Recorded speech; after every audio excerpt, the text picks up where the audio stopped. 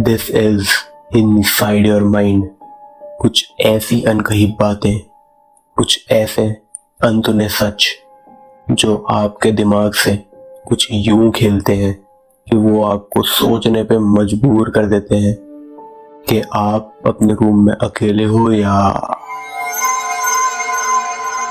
खैर, यह episode 2 of कोई दरवाजा नहीं खोलेगा। मेरी स्टोरी सुनाने का तरीका कुछ ऐसा होता है कि अगर आप अपनी आंखें भी बंद करके सुनोगे तो आपका दिमाग अपने विजुअल्स खुद बना लेगा। तो मेरी रिकमेंडेशन ये है कि आप इसको आंखें बंद करके या वॉकिंग करते वक्त सुनो और हेडफोन्स लगा के।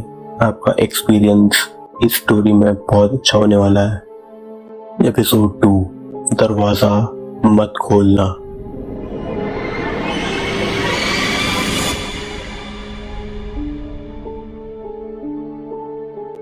मैं दरवाजे के साथ लगा खड़ा था। हाथ अभी भी लॉक पर थे, जैसे अगर मैंने हाथ हटा लिया तो कुछ अंदर आ जाएगा।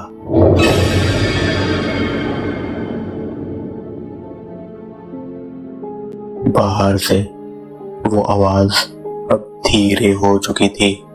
रोना हल्की सिसकियों में बदल गया था।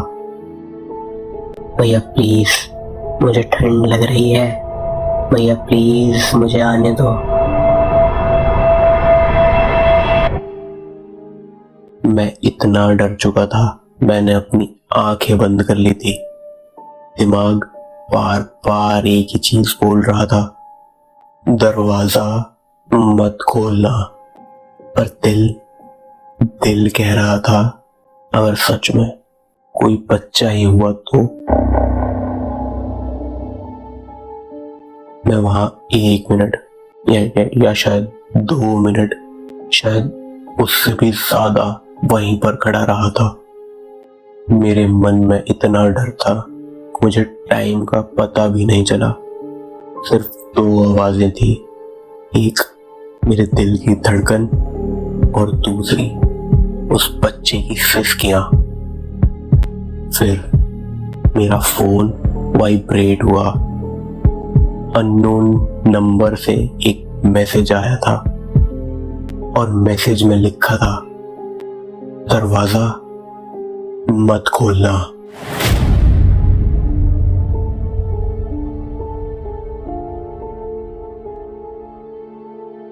मेरी उंगलियां ठंडी पड़ गई थी। मैंने तुरंत रिप्लाई किया, कौन? कुछ सेकंड्स तक कोई जवाब नहीं आया, बस बाहर से हल्की सी नॉकिंग। भैया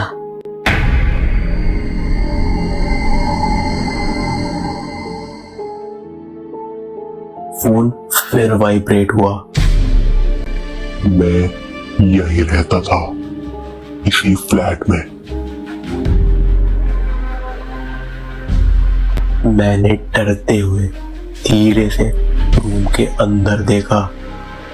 वॉल्स, फर्नीचर, हर चीज सब नॉर्मल था, पर एक अजीब सी बात थी।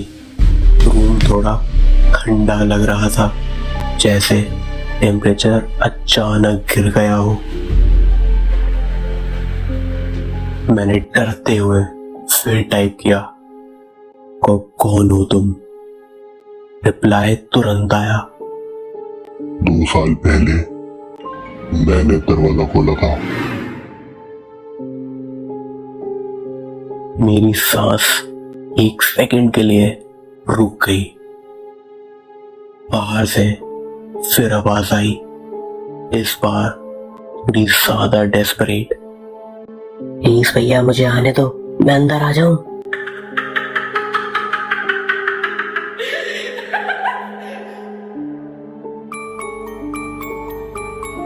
उसकी आवाज में सिर्फ रोना नहीं था, कुछ और भी था, जैसे वेट कर रहा हो। मेरा फोन फिर वाइब्रेट हुआ। उसकी आवाज पे भरोसा मत करना। वो हेल्प नहीं मांग रहा है। मैंने स्क्रीन को और पास लाकर पढ़ा और अगला मैसेज था।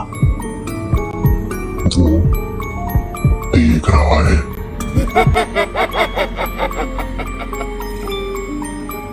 मेरा गला सूख गया वो पढ़ के। कौन? मैंने टाइप किया और रिप्लाई आया, मैं।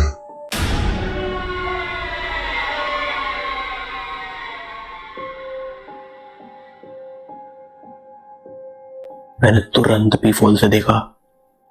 कॉरिडोर खाली, लाइट फ्लिकर कर रही थी पर वहां कोई नहीं था। पर जैसे ही मैं पीफोल से हटा, बाहर से एक हल्की सी खुरचने की आवाज आई, जैसे कोई दरवाजे पर उंगलियां घुमा रहा हो। भैया।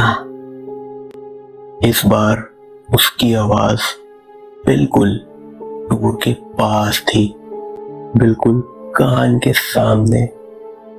मैं अकेला हूं।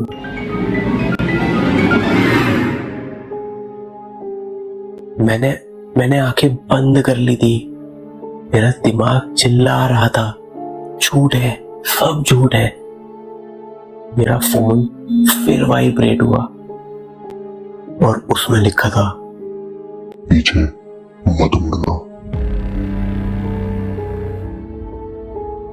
मैंने मैसेज पढ़ा और मेरी स्पाइन में एक ठंडी सी लहर दौड़ गई, क्योंकि मैंने अभी तक मुड़कर रूम के अंदर देखा ही नहीं था।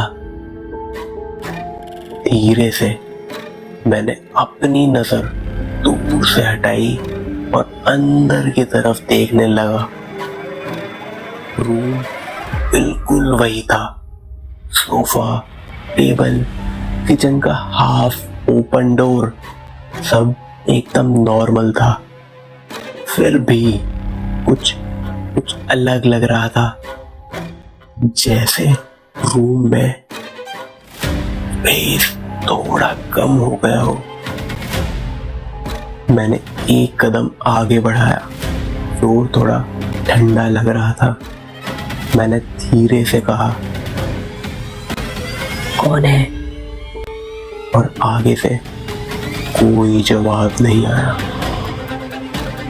तभी बाहर से जोर से नॉक हुआ। दरवाजा खोलो। मेरी पूरी बॉडी झटके से हिल गई। फोन फिर वाइब्रेट हुआ। अंदर आने के लिए वेट कर रहा है, पर अगर तुमने दरवाजा नहीं खोला तो वो कोई और रास्ता ढूंढ लेगा।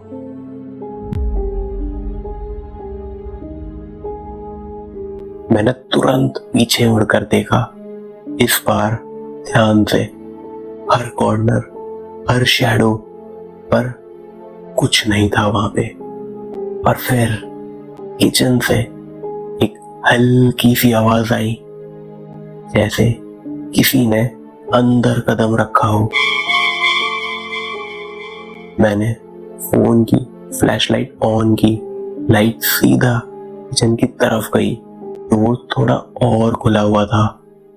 मुझे याद है मैंने उसे बंद किया था।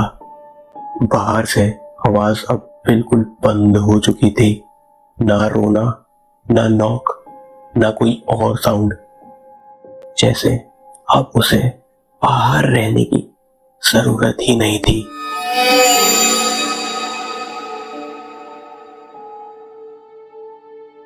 मैंने धीरे से स्क्रीन देखी और लास्ट मैसेज। मैंने भी दरवाजा नहीं खोला था, फिर भी वो अंदर आ गया। और उस सेकंड पर मुझे समझ आ गया कि डर ये नहीं था कि मैं दरवाजा खोलूंगा या नहीं। डर ये था कि शायद मैंने ऑलरेडी देर कर दी थी।